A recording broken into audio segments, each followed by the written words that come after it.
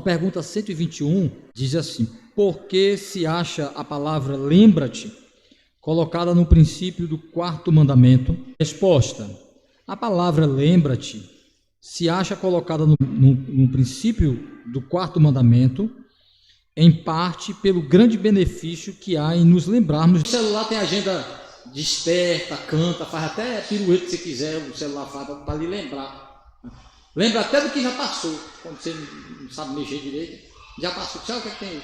Lembra até do que não tem nada a ver com sua vida, ele lhe lembra. Então, aqui o mandamento tem uma agenda, tem um despertar, tem um alerta de Deus pela importância do mandamento e para que nós nos preparemos devidamente para isso. O texto diz aí: amanhã é o dia do Senhor, então faça o que tem que fazer hoje, prepare tudo para que amanhã vocês não estejam despreparados. Não entre, como diz a Bíblia, não entre um despreparado, e você não entre no sábado despreparado, para não fazer o que não pode fazer no sábado, por negligência, por não ter se preparado previamente.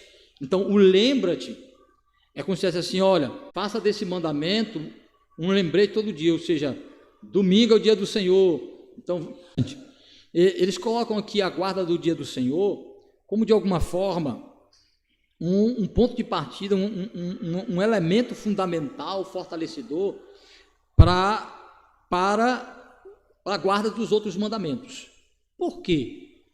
Por que os teólogos de Westminster entenderam que a guarda do dia do Senhor, ela tem uma importância de nos preparar para guardar os outros mandamentos, já que ele é o 4º mandamento, ele está aí no meio, praticamente no meio, é o último dos 4 primeiros mandamentos que fala da relação com Deus, e está praticamente aí no meio. Você tem 6 depois, está no meio, né? Mas tem mais 6 depois. Por que eles dizem que este mandamento prepara para os outros? É a intensificação do relacionamento com Deus. Por que eles dizem que o mandamento prepara para os outros? Porque quando eu guardo corretamente o dia do Senhor, eu estou me fortalecendo no relacionamento e na comunhão com Deus.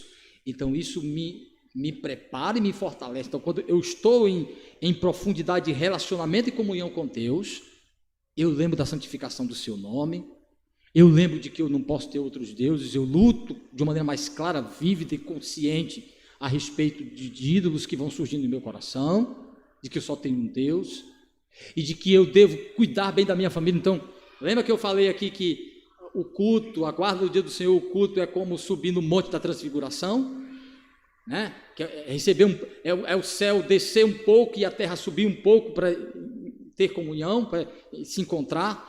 Então a ideia de que o céu baixa e a terra sobe, o escritor aos Hebreus está dizendo exatamente isso, quando ele diz assim: quando entramos no descanso de Cristo, o que significa? Nós entramos na pátria celestial, entramos na comunhão dos santos na terra, na comunhão dos anjos no céu, dos redimidos que estão com o Senhor. Ele começa a fazer conexão, junção a tudo. Ele fala assim: entramos naquilo que conecta o céu com a terra. Que coisa fantástica. Então, a transfiguração é uma prefiguração do que é o culto. A gente recebendo um pouco mais da glória, descendo um pouco mais. Aí, como eu falei, eu gosto. Deixa eu meio brincar, aí eu digo, aí é igual o monte da transfiguração. O culto, a gente é elevado espiritualmente em comunhão, a gente sai revestido espiritualmente, fortalecido, o nosso rosto brilha como o rosto de Moisés, figuradamente, recebendo mais da glória. Só que está lá embaixo os endemoniados, os incrédulos, os idólatras. Foi o que Jesus encontrou quando desceu. Os discípulos confusos, os endemoniados, os inimigos perseguindo Jesus, os fariseus e os escribas tentando perseguir, os doentes, a miséria está lá embaixo, o sofrimento, a realidade do mundo caído está lá, nos esperando. Para o quê? Para refletirmos o quê? A glória que alimentamos na relação com Deus. A glória de Deus em nós, renovada onde? No culto, na comunhão com o Senhor. Então, por que prepara? Porque o culto tem como objetivo renovar o nosso e fortalecer o nosso relacionamento e a nossa comunhão com Deus.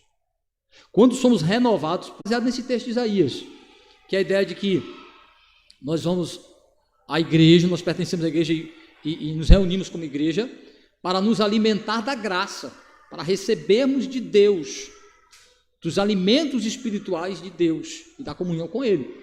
Então, por isso que é onde a alma busca, por isso que eles vão dizer que nessa feira há algumas interdições, como uma feira pública, então fecha ruas, bota algumas sinalizações, então Deus proíbe as atividades da semana, ele está fechando algumas ruas para que a feira seja desimpedida, para que os feirantes andem livremente, para que nada impeça os feirantes. Então, que as proibições do dia do Senhor é para facilitar a locomoção dos feirantes, dos crentes, para buscar o Senhor na feira das almas. Guardem o meu sábado para que vocês não se esqueçam quem sou eu, o único e verdadeiro Deus. Você não pode se curvar diante de outros ídolos, diante de outros deuses, ter ídolos para você. Eu sou santo, meu nome é santo, você deve me santificar. Para vocês lembrarem que eu sou eu, renovar a consciência a respeito dos outros mandamentos, as outras verdades espirituais. Guardem o meu dia para que vocês se lembrem quem sou eu. E então sejam preparados para guardar os meus estatutos, ou seja, os mandamentos que diz respeito em todas as áreas da vida.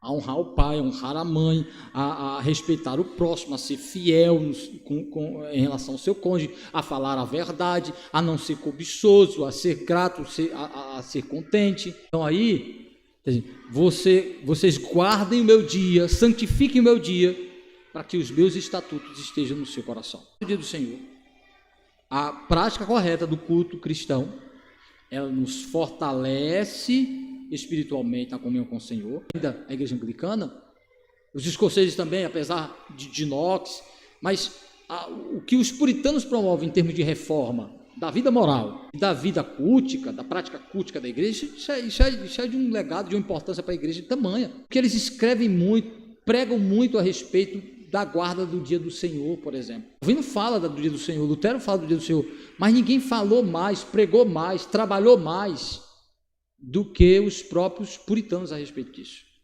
da guarda do dia do Senhor.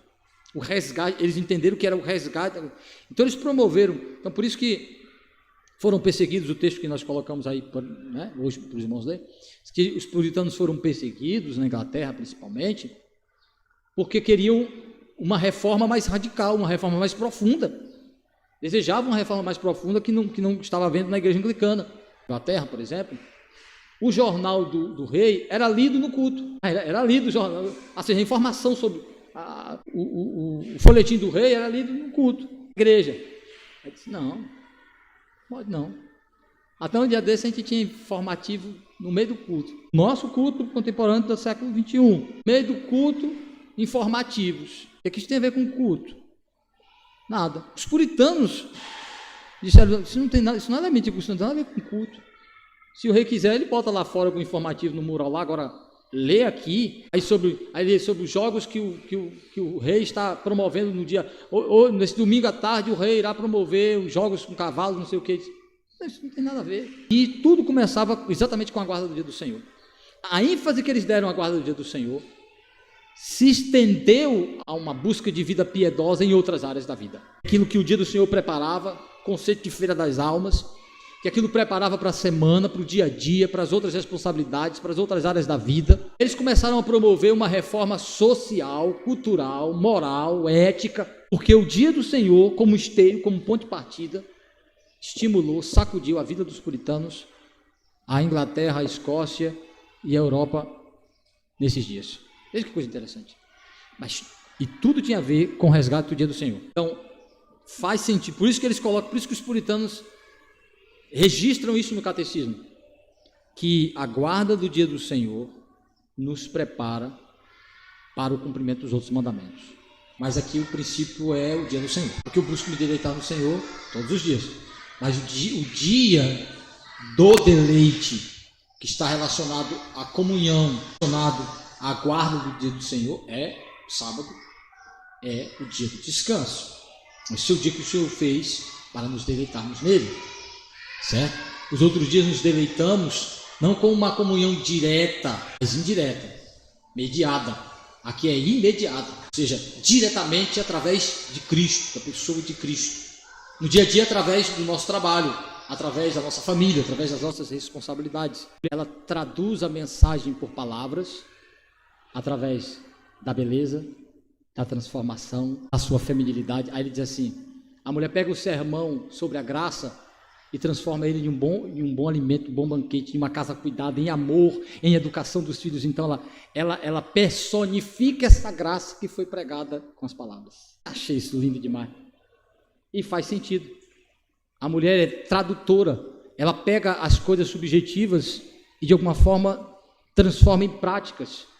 Pega a educação dos filhos, pega a orientação dos filhos, vê se a mulher não pega a palavra do marido e consegue rapidinho fazer com que o filho entenda, porque a mulher é tradutora, ela é aquela que ornamenta.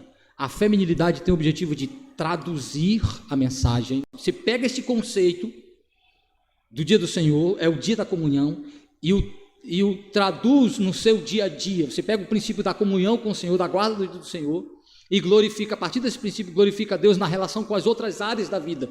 Traduz isso, ou seja, como é que Deus está diante de você na sua relação com o trabalho, com seus amigos, com o seu patrão, com o seu colega, com as pessoas na sociedade de um modo geral. Esse é o ponto. Como é que você glorifica Deus na consciência de sua presença onisciente, mas que não é na presença do culto, mas como governante supremo, onisciente, presente em todos os lugares, e que está buscando receber glória de você, assim como recebeu no culto, através daqueles atos mediadores, que é para você traduzir a glória, traduzir a graça, traduzir a comunhão com Deus, traduzir a fé nos atos e nos relacionamentos. Cristo, ao ressuscitar nesse dia, ele está exatamente inaugurando um novo dia, está dando cara, identidade a esse novo esteio, esse segundo esteio, que era prefigurado na libertação de Israel, que agora está claro da ressurreição de Cristo. Ele ressuscita neste dia, inaugurando um novo dia, uma nova era, um novo tempo, mostrando exatamente que este é o segundo esteio, e o que complementa o primeiro esteio, criação e redenção, criação e recriação. Em Apocalipse capítulo 1, versículo 10, agora veja a conexão com o Salmo 118. Esse é o dia que o Senhor fez, é dele, o dia que ele criou.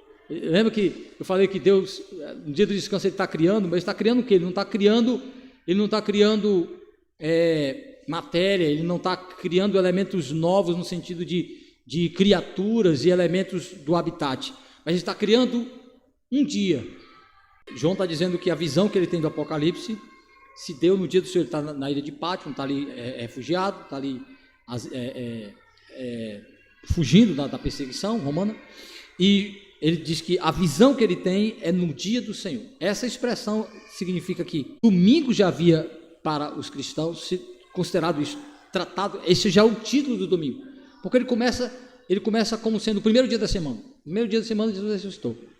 Aí Jesus aparece para os discípulos no primeiro dia, aparece 2 vezes para os discípulos no primeiro dia, eles recebem de alguma forma, Pentecostes é o primeiro dia da semana, começa a formar a igreja, se reúne no primeiro dia da semana. Aí Paulo chega em Troade, a igreja está se reunindo no primeiro dia da semana, porque está relacionado ao dia que Cristo ressuscitou. Aí quando chega em Apocalipse capítulo 1, João já está aí velhinho, com aproximadamente 80 anos, a igreja já tomando a sua forma consolidada. Esse é o entendimento que os apóstolos estão tendo na leitura que eles estão fazendo do que é o dia da ressurreição, que significa o novo esteio, a inauguração do descanso, do que é o novo descanso em Cristo, e que a igreja deve se reunir, expressando onde está o descanso de sua alma, onde está a sua fonte de feira das almas, que está agora em Cristo. Não na criação e nas promessas da criação, mas no cumprimento dessas promessas que é Jesus. Por isso que voltar para o 7º dia é, de alguma forma, renegar Jesus como Messias. Simples assim. Não vê a redenção como seu papel de conclusão da criação. Criação, redenção e consumação.